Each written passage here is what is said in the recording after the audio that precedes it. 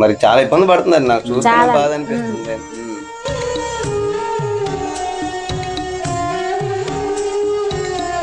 మరి ఒక పూట మా ఆయన గారు వెళ్తే పనికి, ఒక పూట నేను వెళ్తున్నాను.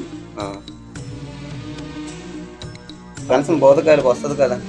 ఒక కాలు ఉంటే రాదని చెప్పారండి. ఒక్కసారి వచ్చి చూడండి ఈవిడ ప్రాబ్లం. ఈవిడ కాలుతో ఎంత ఇబ్బంది పడుతున్నారో అసలు కాలు చూస్తేనే చాలా భయంకరంగా ఉంది.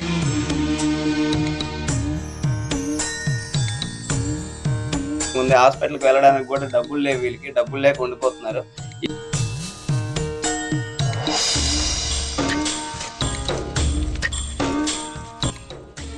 చూసారు కదండి ఈవిడ పరిస్థితి. ఆ కాలు చూస్తేనే చాలా భయంకరంగా ఉందన్నమాట. బోధకాలంటే కొంత వ్యక్తులు చూసాం మనం, లావుగా ఉండడం, ఒక కాలు సన్నంగా ఉండడం, నార్మల్గా ఉండడం.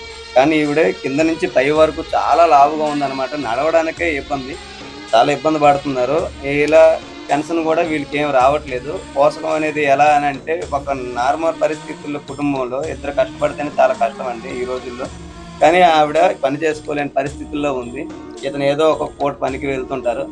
ఇక అలా ట్రీట్మెంట్ చేసుకోవడానికి కూడా ఇబ్బంది పడుతున్నారు అన్నమాట. హాస్పిటల్కి అయితే 3 నెలలు హాస్పిటల్కి అయితే రమ్మన్నారట. కొద్ది అమౌంట్ అయితే వీళ్ళకి ఉండాలి. ఆ అమౌంట్ కోసం ఇబ్బంది పడుతున్నారు వీళ్ళు. ఏదైనా సహాయం అందించండి అనేసి న్యూస్లో చూసి మేము ఇక్కడికి వచ్చామన్నమాట. ఎవరైనా సహాయం అందించండి వీళ్ళకి.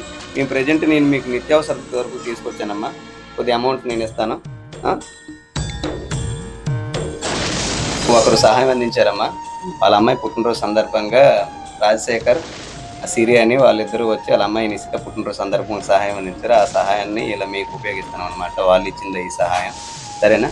నేను అనుకుంటే ఓన్లీ విజిట్ చేయడం, చూడడానికి మీ ప్రాబ్లం ఏంటి తెలుసుకోవడానికి వచ్చాను అనమాట. అందాక ఆ సామాన్లను ఈ అమౌంట్ ఉంచండి, సరేనా? తర్వాత ఈ వీడియో తీసుకొద్ది పెడతాను. ఇక ఏ పరంగా మీకు హెల్ప్ అయినా సరే అది మీకే అందిస్తాను.